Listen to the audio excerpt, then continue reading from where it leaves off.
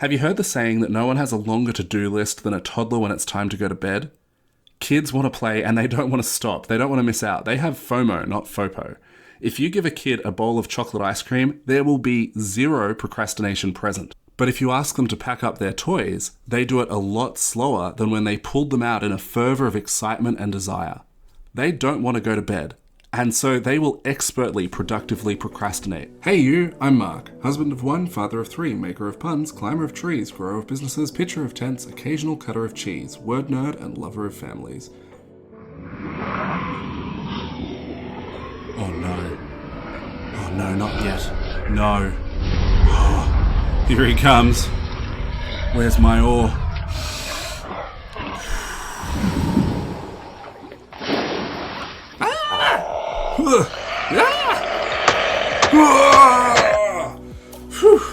Showed that Kraken who's boss. At least until like 2 p.m. this afternoon. I think I'll be due for another attack by then. Let's jump into it. Hey, welcome to all of you bandits and chilies. This episode is called Unstoppable, Immune Defense Against F.O.P.O. Joshua Latimer coined the term F.O.P.O, which stands for fear, overwhelm, procrastination, and overthinking. Essentially, the concept is that if you're struggling to do something or to identify what needs to be done, it is probably one or more of these 4 elements that is the real issue. Fear of failure, fear of success, fear of losing money by trying the thing, fear of delegating responsibility, fear of change, fear of not being needed in the same way because you hired someone else into a specific role that was previously handled by you.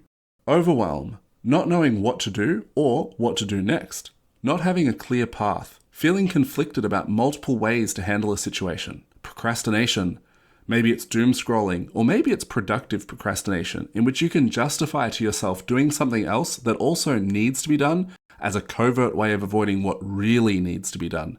Sneaky tactics. You're so good, you could probably even fool yourself with that one. Overthinking. Perhaps you have a new landing page or flyer that you're designing, and you keep iterating elements on it from green to blue to red, back to green, smaller, larger, including this text, changing the offer, deciding you don't like the way you look in that photo. Done is better than perfect. Massive imperfect action is where it's at. So that's a super quick intro to F.O.P.O. Identifying this with a handy dandy little acronym that will help you remember it is a great start, because then you can have a better chance at digging below the surface and actually finding out what's going on. But how do you then fix it? Well, Josh has a great back of napkin way to deal with F.O.P.O. Each element has a specific antidote. So, from the top, fear. Fear is overcome by action. Just take action. Move towards the thing and get it going. Get it done. Have you heard of the difference between cows and buffalo when there's a storm?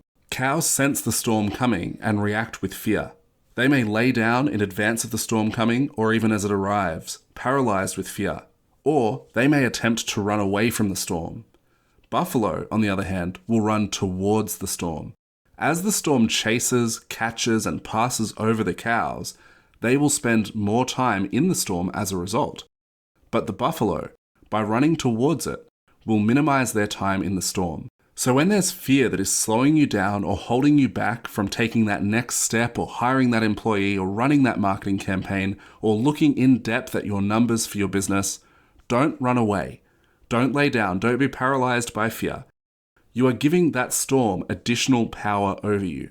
Instead, run towards the storm. Take control. You're the buffalo. You're in charge. Charge! So, action counteracts fear. Next is overwhelm, and this has its antidote in prioritization.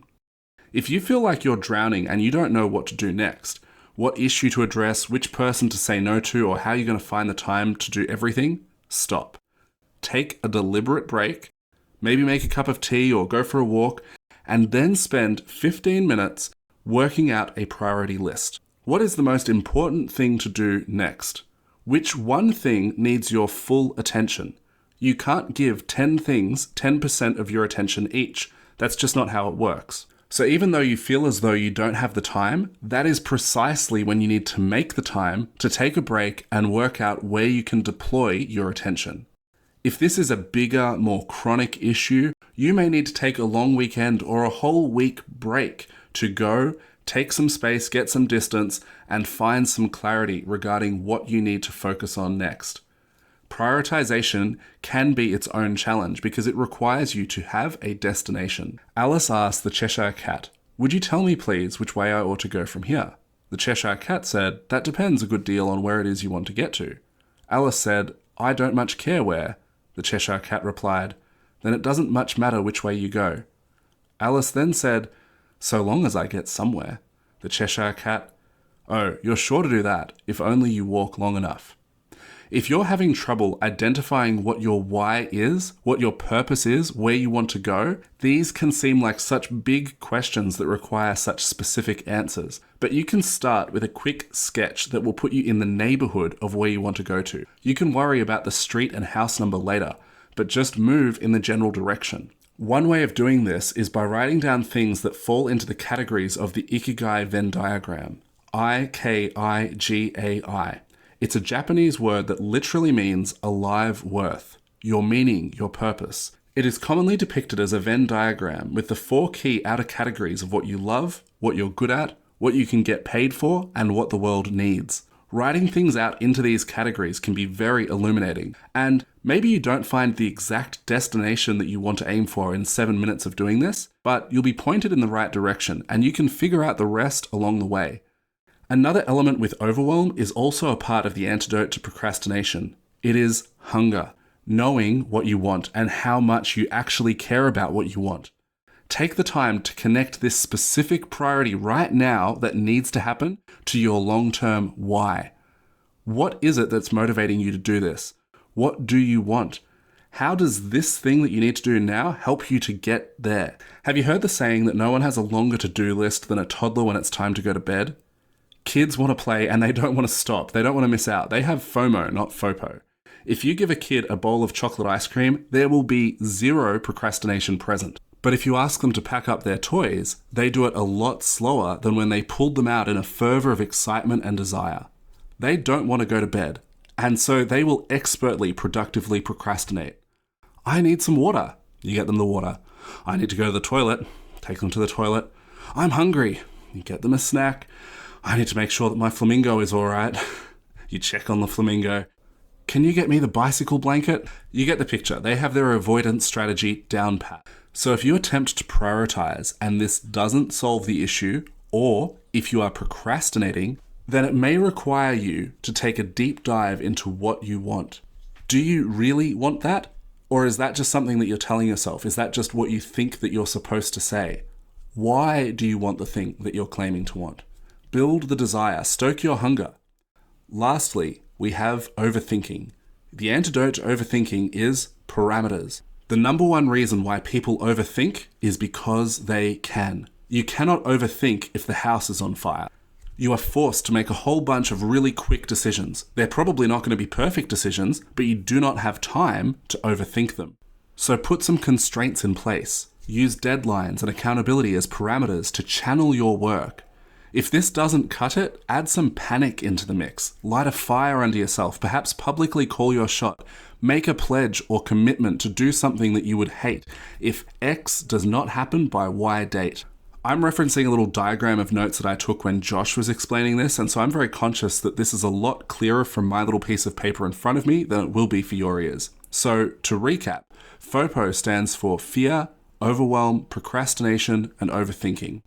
Sometimes it can actually be difficult to identify which of these is causing you issues. Rather than worrying about which antidote goes with what, I think it's simplest to take an inoculation against all strains of F.O.P.O by having one single injection that fights any potential for F.O.P.O to slow you down. So when you're feeling stuck, moving slow, not getting things done, make an action plan that consists of the following ingredients of happy. This is going to be happy with a triple P. Hunger, action, prioritization, parameters, panic, why, as in your why. So technically that starts with a W, but this is the best I could do, right? This is the acronym that we're working with. Happy with a triple P. At the moment, I'm finishing the book The One Thing by Gary Keller. In it is what he calls the focusing question. What is the one thing I can do such that by doing it, everything else will be easier or unnecessary? This question is really the backbone of the entire book, and it's a good book. Definitely recommend it.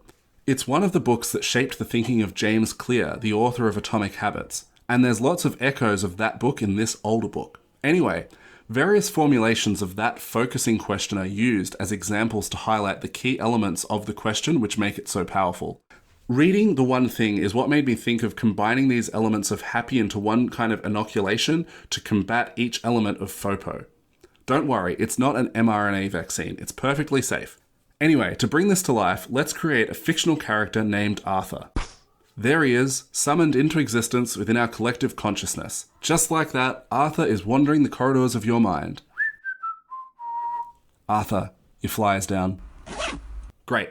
So Arthur feels stuck with his business. He's stressed, has minimal mental bandwidth, and needs solutions, but isn't even sure that he has yet found the problem. Arthur takes 20 minutes and writes down a list of every possible thing that he can think of which should be done in his business. Hiring a VA, getting new clients, working on his social media presence, responding to the 119 unread emails in his inbox, calling 7 clients, 2 employees, and 1 supplier back, servicing one of his vans, doing an inventory and placing an order for new stock, finishing 4 quotes that have been harder than he'd planned, buying more toner for his printer, taking some paperwork to be signed with the stat deck for compliance with the contractor, reviewing his numbers to find out where the money is going anyway, and 48 other tasks that we won't even bother to mention. You get the picture, right? You've been there. He's stressed. He doesn't know what to do. Arthur plots these out on an Eisenhower matrix. You know, urgent versus non-urgent, overlapping with important versus non-important. After focusing on the critical 7 of his emails and getting the 4 quotes and 10 calls sorted, he has identified the next large issue to be customer acquisition. And now he feels stuck again. He's not sure if it's fear or overthinking, but it doesn't matter. He reaches for his trusty inoculation template. Arthur's plan goes something like this. I will spend 3 hours or $300 per day on customer acquisition for the next 10 days. This is the key priority in my business right now. I need to build a runway with our schedule to facilitate our next hire, which will take the pressure away from me and get me off the tools. I want to get off the tools so that I can spend more time systemizing the business to prevent the type of situation I find myself in today. I want to build a large and stable business that can support myself and my family so that we have the time and resources to grow together and to be a positive force in our sphere of influence. I will not attend to any other work until I have completed my day's due in regards to customer acquisition. I will announce to my team that for each day that I fail to achieve my set quota, I will do a Facebook Live of me following along to an 80s workout video decked out in classic 80s gym gear. Were you able to see the ingredients of the H.A.P.P.P.Y happy acronym, whatever we're calling that, right? Hunger, action, prioritization, parameters, panic, and his why? By spending the time to formulate his plan like this, Arthur has put the weight of all of those various elements to work in his favor, and you can too. You've probably heard the old tale about the new lumberjack. He's had a little experience, but he's been paired up on the job with an old lumberjack, just the 2 of them working in this particular forest. The young lumberjack stands tall and strong in his prime, whereas the old man has a slight limp and looks worn from years of hard labor. They get to work in 2 nearby parts of the forest, and as the younger lumberjack contemplates the work ahead, he feels that he'll be doing more than his fair share and picking up the slack of the old man. As the day progresses, he feels that this is confirmed, for as he swings his axe tirelessly, he notices frequent bouts of silence from the old man's side. At the end of the day, the young lumberjack goes to check on the old man's work and is shocked to see that he has felled twice as many trees. He asks him how he could have possibly done this, because he had heard him taking several breaks throughout the day whilst he himself had kept working. The old lumberjack says, "Every time you couldn't hear my axe, I was busy sharpening it." Strategically approaching how you spend your time in your business and crafting a plan that inoculates against F.O.P.O takes a bit of time. Maybe it's 10 minutes, maybe it's 3 hours, maybe it's an entire weekend. It can be easy to think, I don't have time, and to continue brute forcing your way through without the benefit of clarity, without the benefit of stoking your desire, without the benefit of placing motivating constraints and fears, etc. But that thinking is flawed. It does not save you time to skip planning. So your challenge from today's episode is to make 10 to 15 minutes to cook up a plan. Sharpen your axe. Maybe it means sorting out what your current priority needs to be, or perhaps it means inoculating against F.O.P.O so that you can best address that priority. For reference again, the happy ingredients are hunger, action, prioritization, parameters, panic, and why. If you're ready to take your business to the next level, book a free clarity call with me, link in the description. Maybe you're a good fit for my paid program, maybe it's not the right time, but a conversation to find out won't hurt, and you'll leave with less F.O.P.O and more happy, guaranteed. That's it. Have an awesome day. Make someone else's day awesome. Hug and kiss the people you should hug and kiss. Catch ya. Bye. Are you picking up what I'm laying down? Are you sniffing what I'm stepping in? If you're looking for a really valuable community centered around building your business, being really intentional with your spouse and kids, and if you think you can tolerate my terrible dad jokes, then join Family-Oriented Business Growers. It's awesome. There's self-paced challenges designed to help you solve key pain points within your business in short, intentional sprints. There's awesome people in there doing awesome things who have experience with stuff that can help you, having stood where you stand. You'll benefit from what's in there, we'll benefit from having you in there, you legend you, and best of all, it's totally free and also free of toxic shenanigans because we don't tolerate none of that. The mission of the group is to help 250 family-oriented home service business owners reclaim 5 hours per week for what matters most whilst growing their business this year. So jump in there and get amongst it. Join via warplan.au, that's warplan.au. Oh no. He's early. Warplan.au. Catch you in there. Ah!